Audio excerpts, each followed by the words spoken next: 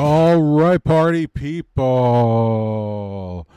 It's Friday. Friday. I hate Fridays. I wish it was Monday. Everyone seems to wake up on Fridays. I wish it was Monday. Keeps the day going, keeps the money flowing. I'm a lyricist here. Did you know there's going to be some serious subsea fiber issues? Maybe some sabotage happening? You know, someone put a press statement out saying, hey, financial institutions, wake up. There's going to be some serious subsea sabotage on your fiber cables. Why does that even mean anything to us, the consumer? That's the internet, people. That is the internet. That is the internet. The subsea fiber cables connect continents together, and the continents talk to each other, and poof. That's how you get interwebs. Bing, bang, boom, interwebs. Isn't that interesting? It is extremely interesting. Extremely. You know what's also interesting is that people call what you see on your screen right there 5G fixed wireless. Is that a joke? That's not 5G fixed wireless. That's 5G mobile. That's not fixed wireless. That's 5G. You know what people call also 5G fixed wireless? What you see on your screen there, that's not fixed wireless. That's not fixed wireless. That's 5G mobile. Mobile. Big difference. Mobile best effort. You can't beat. You can't run an operation. You can't run a business. You can't run anything with a best effort connection. You know what that's the same as? That's the same as using your hotspot. As you can see here, there's a smartphone on your screen, and if you just click, oh, turn my hotspot on, it's the same thing. It's essentially doing the same thing. Whether you have this doohickey here, that's a really pretty one, by the way. That's nice and round. What's this one? Oh, you have this one here too. That's pretty large and in charge. Why is it so big? Well, there's a lot of different antennas, and it allows other people in their neighborhood to connect to it to increase their cell reception. I'm not going to get into all that, but just remember, you cannot drop ship. You cannot drop ship real fixed wireless. It's impossible. You can't. You cannot drop ship real fixed wires. You have to go and install it. There's really no way around it. You have to go on site to install it. Look, what you see on your screen right there, that is what real dual path fixed wireless fiber looks like. Do you think you can drop ship that? No. You got to go there. You have to go on site. You got to go on site. I mean, there's no way around it. Why is that important? Why should you even care? You know, why do companies, why do industries want to take notice? Well, do you buy one stock with your $100,000 and hope your investment, you don't lose everything if the market goes down? No. You know what you do with your $100,000? You diversify your portfolio. Diversify your portfolio. Remember that. I'm going to pause here for a public notice that hybrid fixed wireless in a metropolitan area is beep. I'm going to say that word in there. Enter that word. It's no good. If any carrier is selling you a hybrid fixed wireless connection in a metropolitan area, your heart's going to beat extra fast, extra loud. It's because it's a garbage connection. Why does a hybrid fixed wireless player even exist? Well, that's because they don't have a big enough fixed wireless, pure fixed wireless network to actually deliver to a customer. So what does a hybrid fixed wireless operator do? They simply connect to a nearby fiber building that has fiber in the basement. But wait, maybe you're scratching your head. Maybe I'm doing a good job educating everybody. Well, isn't the purpose of fixed wireless fiber to have diversity? Yes, that is exactly true. And when you work with a hybrid fixed wireless player in a metropolitan area, you don't get the diversity. You're still relying on the fiber underground. It's all about being educated and knowing how to ask the right questions. And no one's going to come out and say that, oh, I run a hybrid fixed wireless network. You have to ask the question. Hey, do you have a hybrid network? Are you going back to a data center purely over fixed wireless? Yeah? No? Well, show me. Why not? Ask the questions. Ask the questions. Otherwise, you run into problems like this. Lions. You get lions that are eating your fiber. That's scary. Who wants to see a lion eating your fiber optic cable? I, for one, certainly do not. Do you know?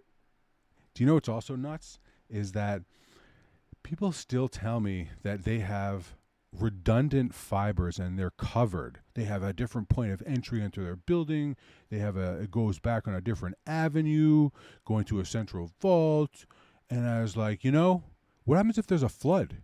What happens to all your redundant fiber underground? It's dead in the water. Look at this. This is flooding from a metropolitan city 4 weeks ago. Guess what? All of the underground fiber was poof. It was out. It didn't matter if you have 5 different points of entry in a building, 2 points of entry. It doesn't matter. If it's all underground, it is redundant. It needs diversity. Your business, your operation, your clients, you as an IT professional, as a CIO, as a CTO, as a CEO, as a CXO, whatever you want to call yourself, you need to be educated. Stop thinking you're covered with your fiber underground. Underground last mile fiber is the single point of failure for a business operation. It's period. End of story. You can spin it however you want. For your own selfish reasons, maybe your architecture is not set up to incorporate another type of transport method. Well, adapt, fix it, get in front of it. You don't want to be reactive. You want to be proactive, right? You don't want to be reactive. You want to be proactive. Proactive is key here. It's key. Let me flip this over here. Check this out. Let me get rid of that screen there. Look, here's underground fiber. This is buried fiber. As you can see, it's in a building. I don't know where the heck it is, but it's in a building somewhere. Look, all of the quote-unquote redundant connections are running parallel to each other. What happens if there's a fire underground? Guess what? All of that fiber is going to be in flames. The glass is going to crack. It's going to sound like popcorn exploding underground. It's going to smoke. It's going to be terrible. I'll show you what it's going to look like, actually. Check this out. That is what it's going to look like. This, what you see on your screen, is an actual manhole fire where there's underground fiber optic cables within a PVC pipe. But see all that black smoke? That's because the fire is looking for a source of fuel, and it's the surrounding plastic around it. And it's so hot underground, you can't just put a fire out underground like that. You got to let it burn out. Look, these firemen are staying away from that. Not only are there fires underground, but then you get blown covers. You get those grates that cover the sewers, the storm drains. They fly up in the air. They go up hundreds of feet. Those things weigh like 300 pounds. There's so much pressure underground from the fire. It launches these things in the air. Hopefully you're nowhere near that when it happens. That would just be scary. This is a misconception that people think that cats don't like eating fiber optic cable. Cats love eating fiber optic cable.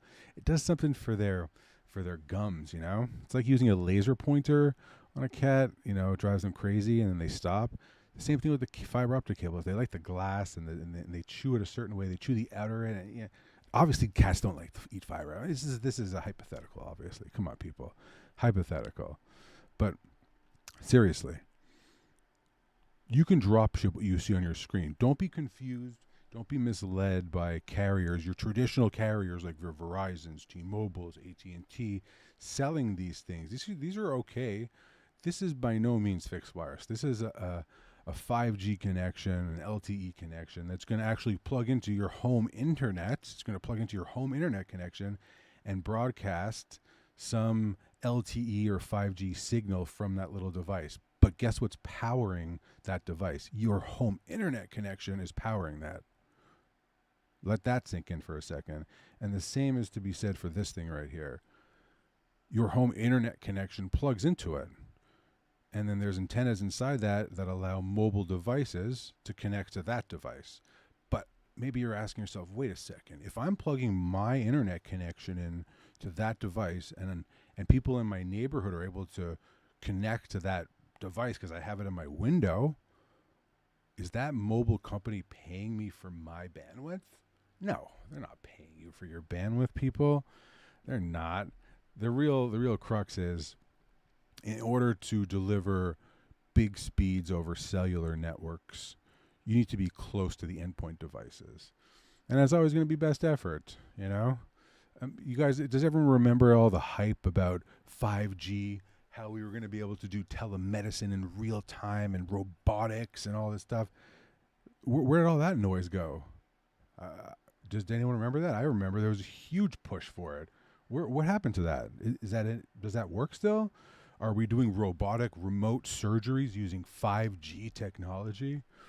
Oh, I'll let someone chime in here. I'm curious. Maybe I'll do some research. I'm not going to Google. I'm going to do some research to see if that's even a thing still. Be educated. Know how and when to ask questions. Is it hybrid fixed wireless? Is it pure fixed wireless fiber? And fixed wireless fiber is not a secondary or a backup connection. It is the primary mode of connectivity. It's ultra low latency, dual path, and it's high availability. I gotta amp it up a little bit here, you know, to get some PowerPoint music on.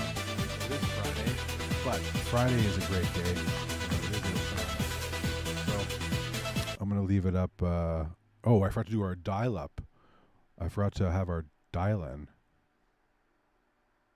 Oh, I can't hear if the modem's working or not. But you know what? I'll tell you all. You know what it's time for? Bet you all know what it's time for. It's time to go sell something. Go sell something. Go.